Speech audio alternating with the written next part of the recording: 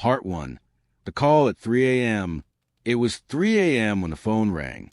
You know that feeling when you're deep in sleep and the phone jolts you awake? At first, I wasn't sure what was happening. My head was still foggy, but the phone kept ringing. I grabbed it and heard a frantic voice on the other end. "You need to come to the warehouse. Something terrible's happening there." I didn't recognize the voice at first. Then the person spoke again, more urgent. "A woman is there. She's locked up. We need help."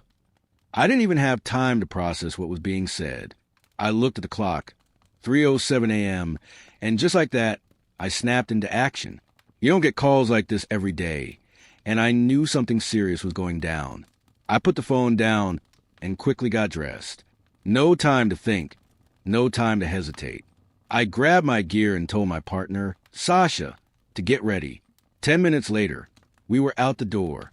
Sirens off. Just 2 cops heading into the worst part of the city. The warehouse was on the edge of town, a place you only went if you had no choice. Old, abandoned, covered in dirt and neglect. The door was half off its hinges, but it wasn't locked. I knocked on the door, calling out, "Police! Open up."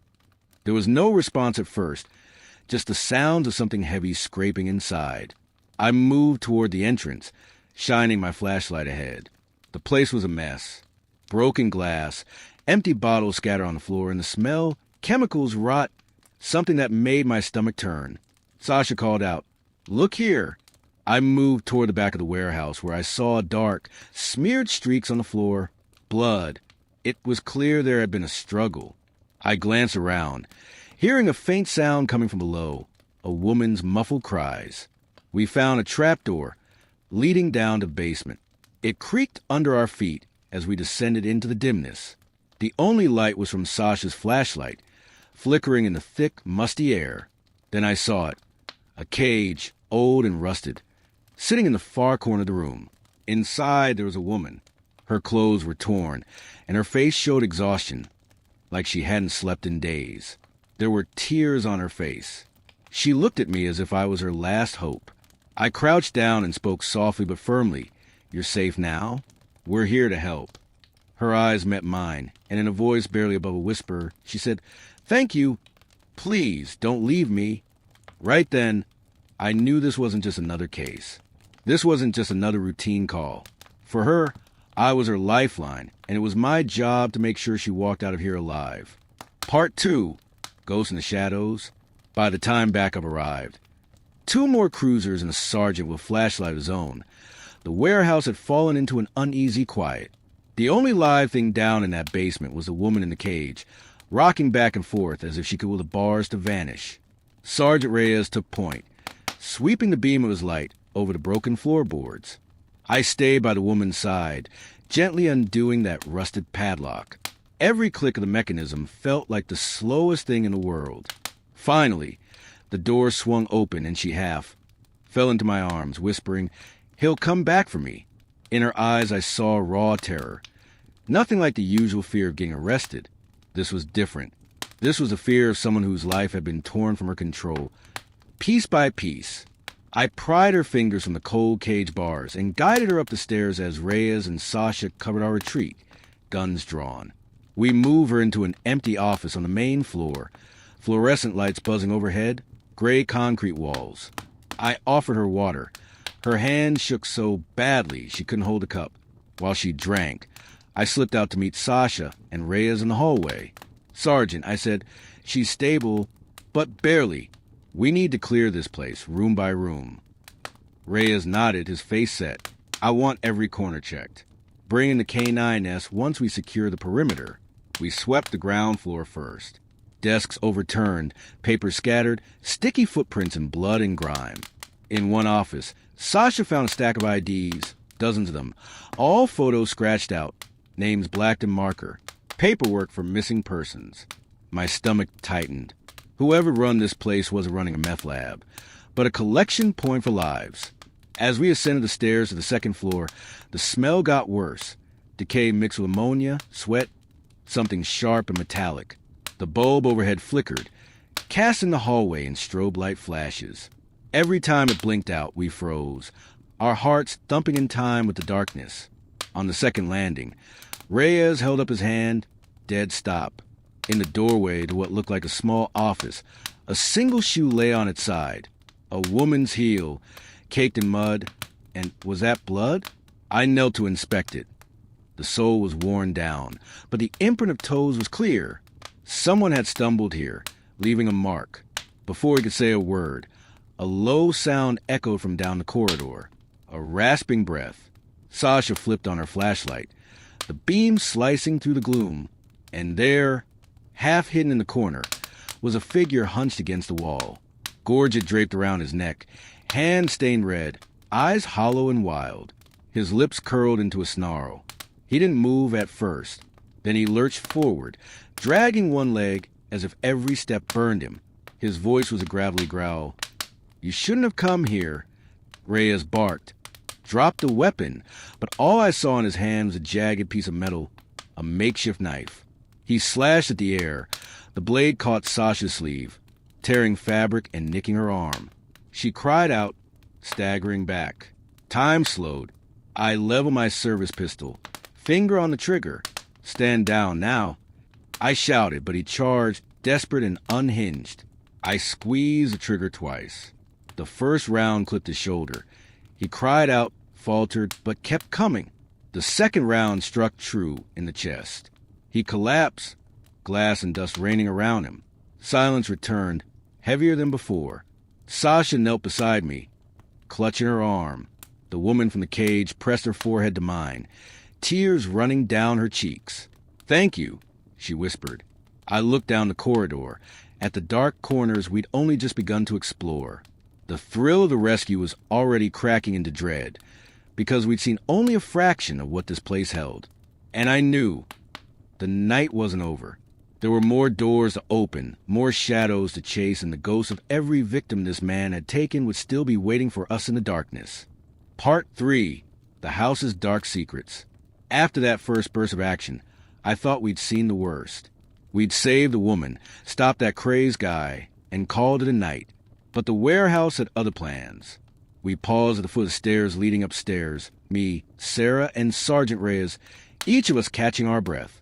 The sergeant's face was pale under his helmet light. He pointed at a narrow door tucked behind a sagging shelf.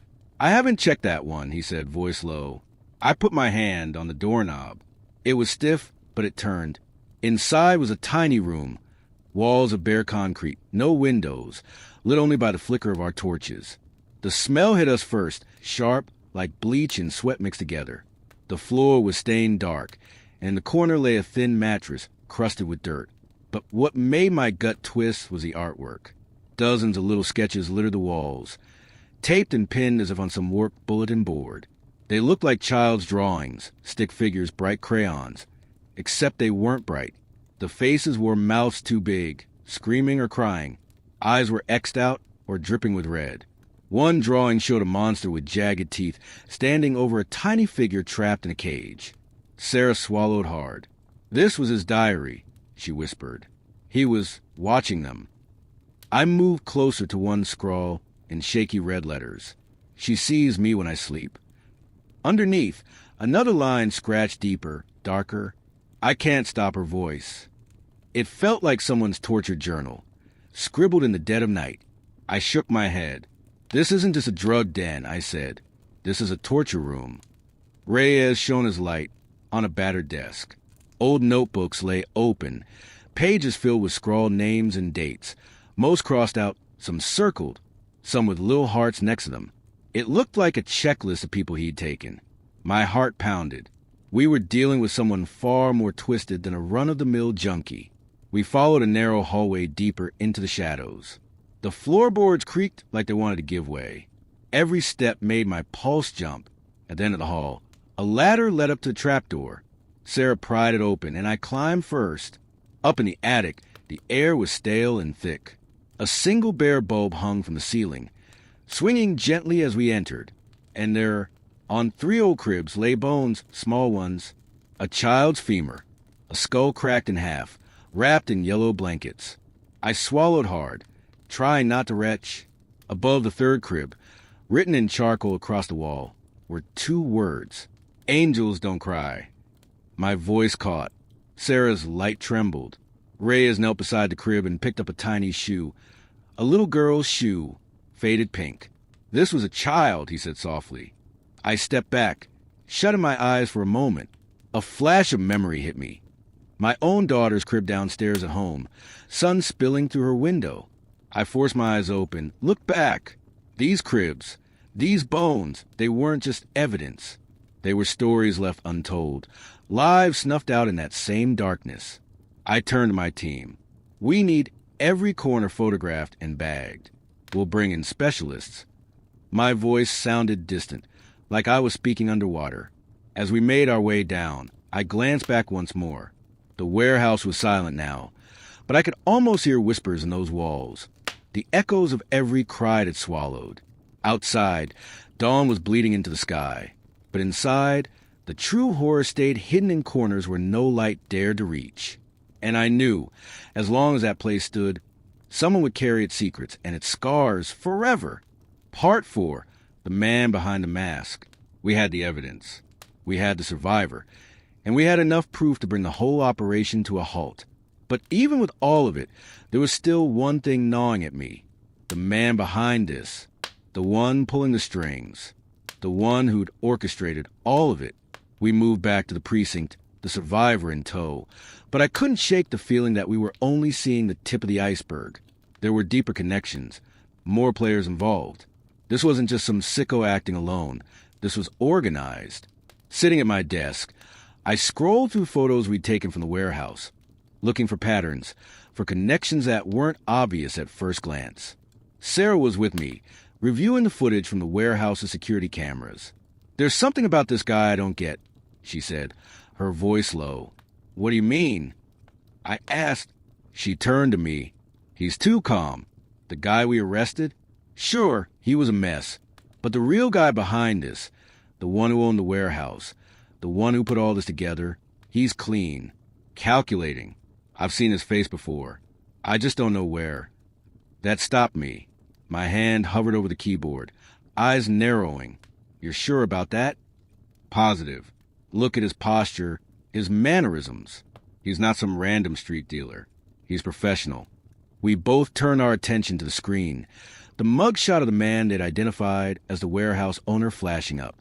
He was in his 40s, well-dressed in a suit, his face cold and unreadable. The last thing you'd expect from someone capable of the horrors we'd uncovered. Then it hit me. I'd seen him. A year ago, I'd worked a missing persons case where this man's name had come up. Just once, buried in the background. Part of a network of high-end criminals involved in trafficking. I hadn't thought much of it at the time, but now it was all coming back. I leaned forward. "Get me a background check on him. Now. I need to know everything. His business dealings, his connections." Sarah started typing rapidly, pulling up files. "He's connected to multiple companies. Real estate, imports, and he's tied to some shady folks overseas. But there's one thing that stands out," she said, pausing for a moment. "What is it?" She clicked open a document. There was an incident 5 years ago. A woman he was linked to, she vanished, just disappeared. The case was closed as unsolved. But look at the date. The same month this warehouse operation started. I sat back in my chair, the pieces clicking into place. This wasn't just a random series of unfortunate events. This was calculated, long planned. He was a ghost, a man who had been moving behind the scenes for years, using his business to cover his tracks, hiding in plain sight. "We need to bring him in," I said firmly. Sarah nodded, but there was doubt in her eyes. "It won't be easy. He's got connections and he's smart. We don't know how deep this goes yet. We could be walking into something bigger than we can handle." I stood up, grabbing my jacket. "Then we make sure we handle it. We can't let him keep doing this. Not after everything we've already seen." Outside, the city was waking up. The chaos of the warehouse had only been the beginning, and I could feel the weight of what we were about to step into. This wasn't just another arrest. This was the start of unraveling a whole empire of darkness. And no matter how dangerous it got, I wasn't going to let this man, this monster, slip through our fingers. Because if we didn't stop him now, he'd just keep running, hiding in the shadows, and hurting more innocent people. Part 5, Justice in the Dark.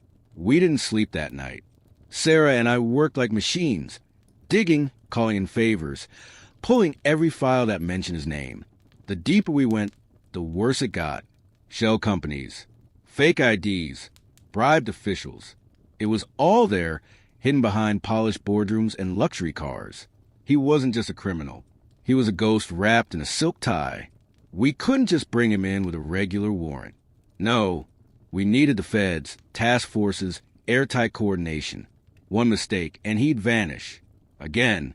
By morning, we had it all. Enough to make the walls come crashing down.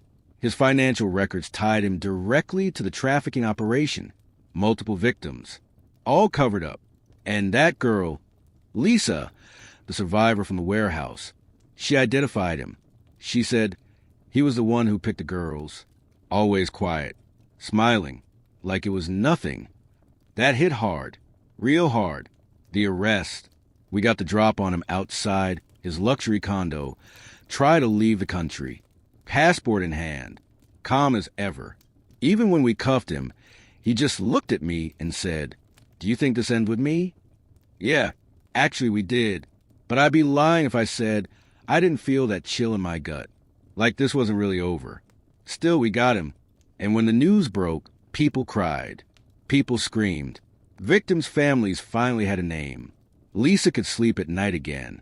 We could breathe. The aftermath. It wasn't glory. It wasn't celebration. It was quiet. Heavy. Like finishing a war that never should have started. I remember sitting in the precinct a few days later. Sarah dropped a folder on my desk. His confession. He cracked under pressure. Gave up everyone involved. Dozens more arrests followed. But it didn't feel like victory. It felt like survival. Because truth is, cases like this, they leave marks. Not just on victims. On us. On the ones who saw it all. But still we did it. We pulled the darkness into the light. And maybe, just maybe, that's enough to sleep a little easier. Even if the nightmares still come. Even if the city never really changes. We fought for something good. And for once, justice didn't look away.